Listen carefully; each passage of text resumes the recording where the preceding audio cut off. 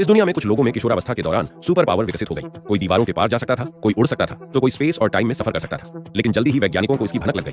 उन्होंने इन्हें पकड़कर एक सीक्रेट फैसिलिटी में कैद कर लिया ताकि उनके पावर का राज पता चले।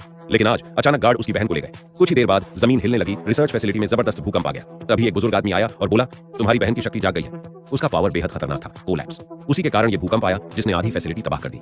ऊपर वालों ने फैसला किया कि उसे खत्म करना होगा। यूली फौरन बाहर भागा, लेकिन अपनी बहन को ढूंढने नहीं, बल्कि वो बाकी कैदियों के सेल की तरफ गया।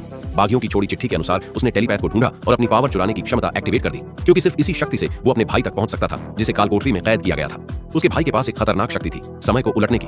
अगर वो इसे एक्टिवेट करता तो अतीत में वापस जा सकता था, सारी तबाहियों को रोका जा सकता था। लेकिन इसके लिए एक अहम शर्त थी, उसे रोशनी देखने की जरूरत थी। इसलिए उसके भाई की आंखों पर पट्टी बांधकर अंधेरी कालकोठरी में कैद किया गया था। यूली अभी ज्यादा दूर नहीं भागा था कि अचानक फैसिलिटी का अलार्म बज उठा। हर तरफ बेहोश करने वाली गैस फैलने लगी और गार्ड्स घेरने लगी। ठीक तभी एक पावर यूजर दीवार के पार से आया और बोला, जल्दी मेरी ताकत चुरा लो।